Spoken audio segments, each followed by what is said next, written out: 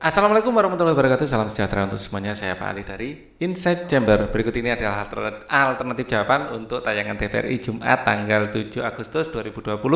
Tips mengatasi bosan saat belajar. Untuk tayangan yang lain atau video pembahasan yang lain ada di playlist ini. Nanti linknya saya berikan di kolom deskripsi. Ya, oke. Kita akan bahas soal pertama yaitu tips mana saja di video tersebut yang pernah kamu lakukan. Jadi di sini, pernahkah pernahkah teman-teman merasa bosan belajar? Pasti pernah ya.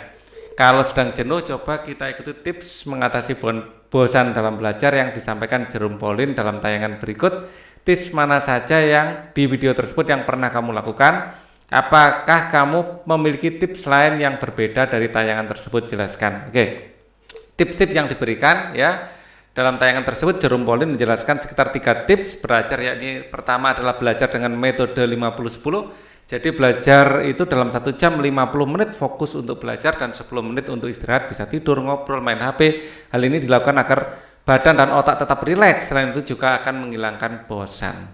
Yang kedua adalah buat target belajar. Target belajar bukan berupa berapa lama belajarnya, tapi terkait jumlah soal yang akan dikerjakan atau seberapa banyak materi yang ingin dikuasai. Jadi fungsi hasil bukan fungsi waktu. Kemudian jangan belajar dari satu sumber saja. Ya, bisa membeli buku baru atau mencari buku lain untuk referensi yang lebih luas. Bisa juga mencari sumber dari media online maupun media elektronik.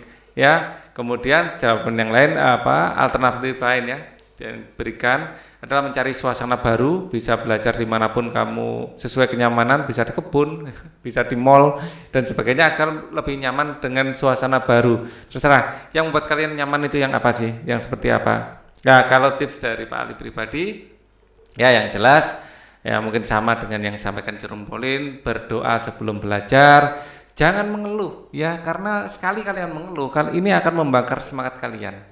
Ya, jadi fokus pada solusi. Ya, cari metode belajar yang paling sesuai. Semua orang pasti punya style yang unik. Ya, kalian mungkin suka auditori, ya, suka kalau orang lain menceritakan, ya cari aja tayangan YouTube yang sesuai atau visual. Ya, itu cocok juga.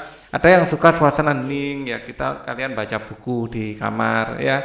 Bisa beli buku secara online di masa pandemi seperti ini, atau blogger-blogger juga banyak sekali. Kalian bisa mencari banyak materi di sana.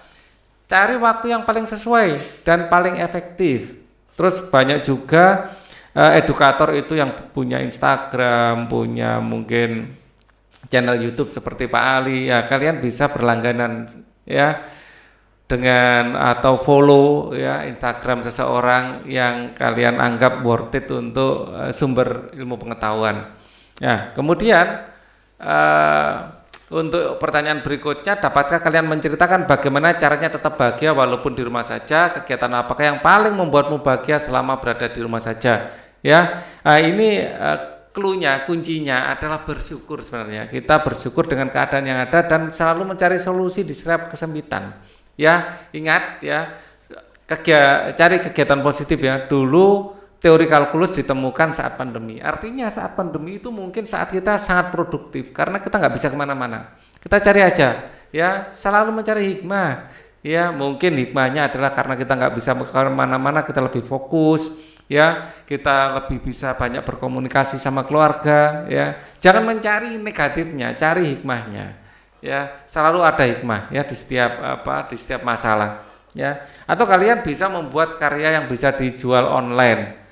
Ya, nah, di sini saya jelaskan bagaimana aplikasinya seperti apa sih. Ya, kalian untuk bersantai bisa mencoba game online. Bagi yang belum pernah, bagi yang sudah pernah jangan sampai terlalu kecanduan ya, tetap jaga kesehatan. Ya, kedua bisa belajar secara daring. Ya, jadi memulai ya, yang sebelumnya tidak begitu nyaman belajar daring ini mungkin saatnya karena ini zaman kalian, zaman gadget, zaman serba online. Ya, terus mencoba mungkin jadi YouTuber. Ya, kalian bermain musik, bisa memasak, tips dan trik dan macam-macam. Artinya yang membuat karya yang bisa dijual online itu di sini.